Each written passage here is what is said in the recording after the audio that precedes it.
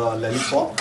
So here, please just zoom it. This is the masala, and now I'm giving my lollipop into it.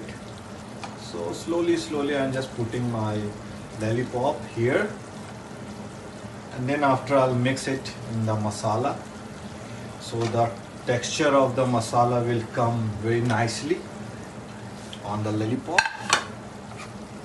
So now I'm just mixing, and you see the masala is spreading on the lollipop very well. You can see it. So this is my things which I'm very confident in this cooking.